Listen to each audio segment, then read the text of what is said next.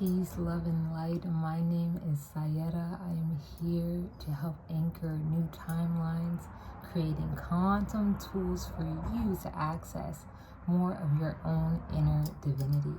So in today's episode and video, we are going to speak on three ways that you can deeply access your intuition and activate it so it can come online for you in many situations and experiences. So my experience with intuition has had a rocky start when I first understood the essence of intuition, and then learning and reading of different other people's perspectives on intuition, I've come to the understanding that our body, specifically our nervous system, is attached to our intuition. That helps ground the message into the physical, into the material world. And I speak a lot about somatic healing and nervous system regulation, and so it only makes sense to view connecting with our intuition through this lens.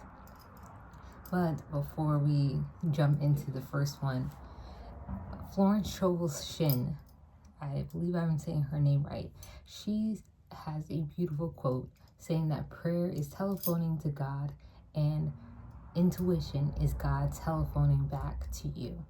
So how can we really hear God, source, the one, the all, the creator, the creatress of this entire universe, realities, galaxies, and cosmos, if we are not within the piece of nature that we can intimately access, which is our body?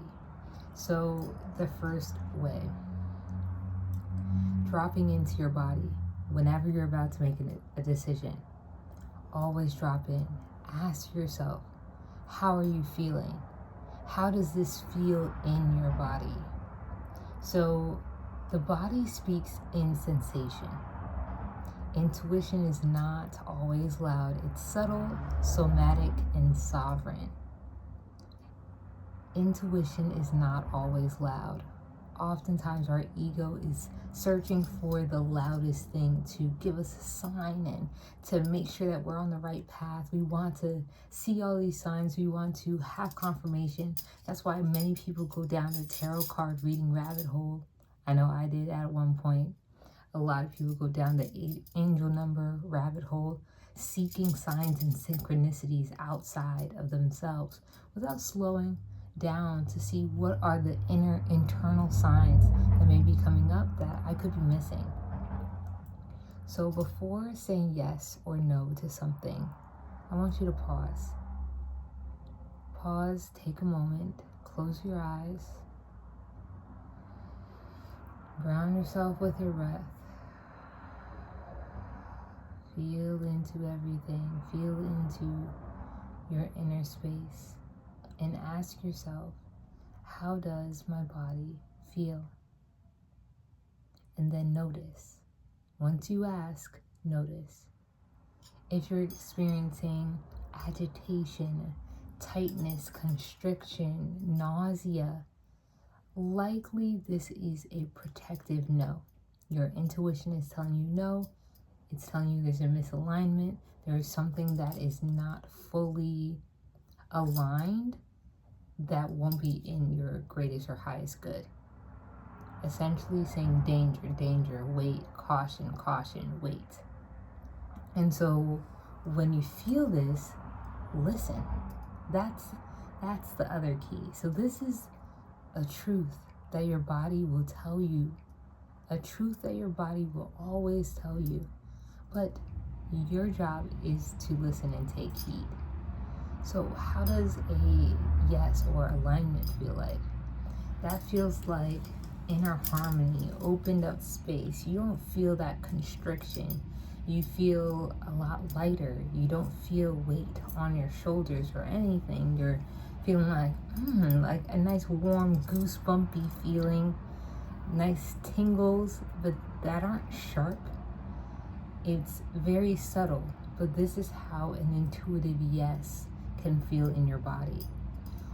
Over time, as you continue to practice this body awareness, you will get attuned to your specific frequency blueprint for your body. All of our temples have different vibratory rates that are normal for us. And so we'll feel into them to know somatically what's a yes and what's a no. Number 2, track patterns in the nervous system.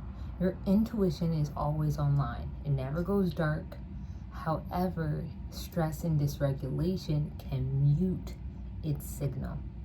When your nervous system is always constricted, when you're in fight or flight mode, when you're always nervous, seeking to control, looking for how things are going to work out, and you don't know the answer yet, and you're trying to get to your intuition, but you're actually muting the signal of asking to receive that what you asked for.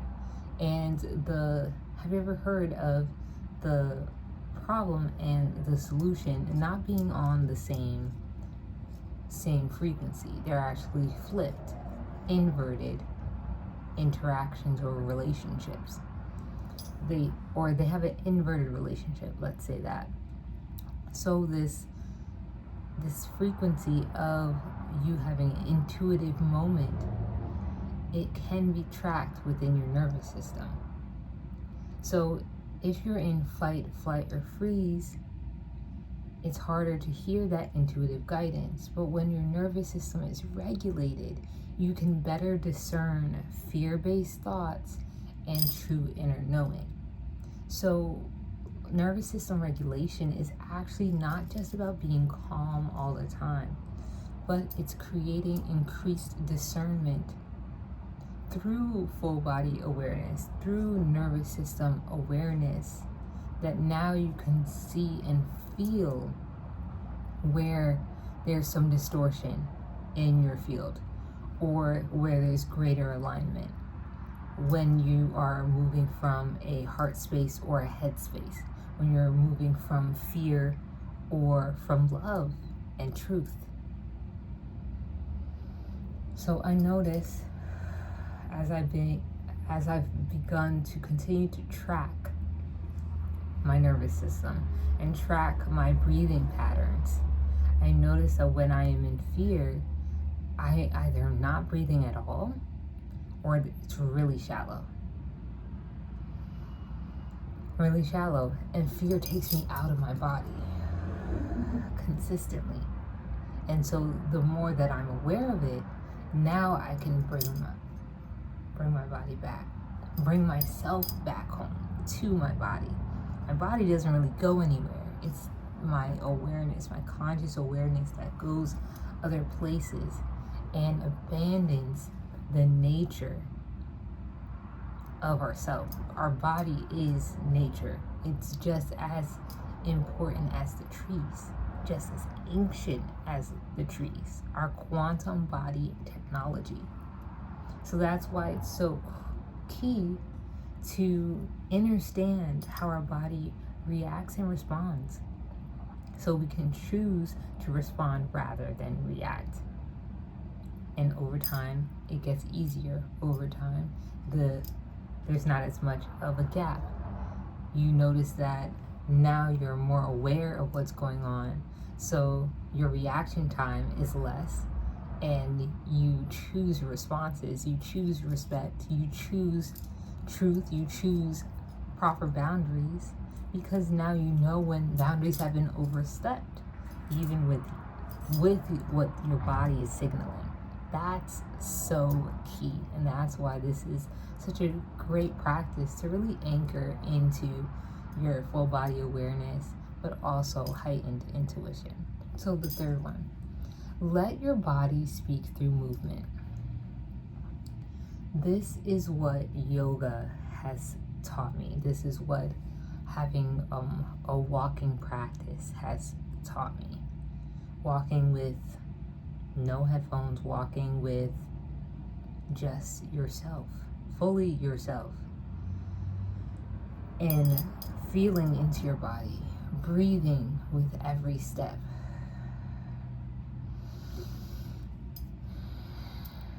a movement practice is key, and specifically gentle movement.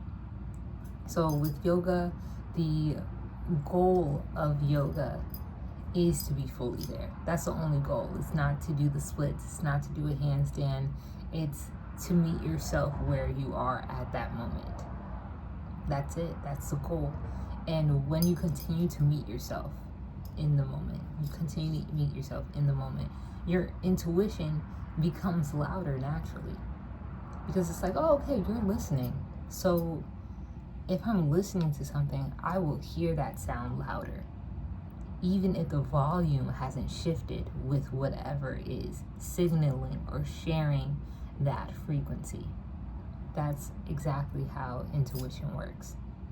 So sometimes words get in the way. And so you want to allow your body to express what your mind can't fully translate. So through yoga, you may be able to do this. Dancing is beautiful. Belly dancing, intuitive dancing, just moving with the flow of your inner current. So beautiful, and it's so fun as well. Stretching intuitively. So not always following a video. And so, well, once you know the basics, then you don't need to always follow a video. You know what stretches feel good in your body, and you know what stretches quite literally stretch your capacity in your body or even your mental capacity. You want to do a nice mix of both, and stretching intuitively can help show you that you already know what your body needs.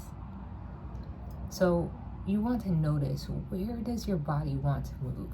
What is it trying to release? Or what is it trying to draw in? So a simple way to just activate this intuitive mind-body connection is be in a room with yourself, play some music, play some frequencies, something like that, and just sit, move, roll around on the floor, dance a little, sway your hips, just do nice little circles.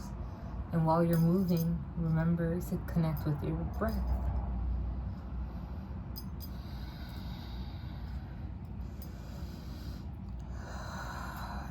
And as you continue to do this, thoughts will come up, emotions will come up. And as you continue to be in this space of just allowing, you'll feel places and spaces in your body that you're holding tension. So I'm feeling my left shoulder holding a bit more tension. So then I can be a little more intentional with it and begin to do a little bit more.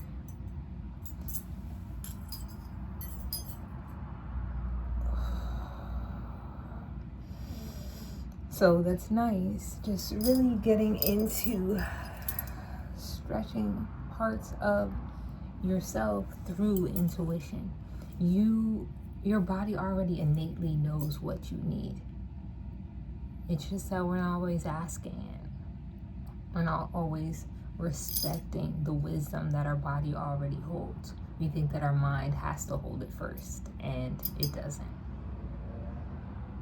So I trust that these 3 ways to help guide your intuition and guide a connection with your intuition is helpful on a quantum level, so that you can continue to deepen the relationship that you have with yourself, and you have access to universal truth right here, right now, in this moment with your intuition. Peace.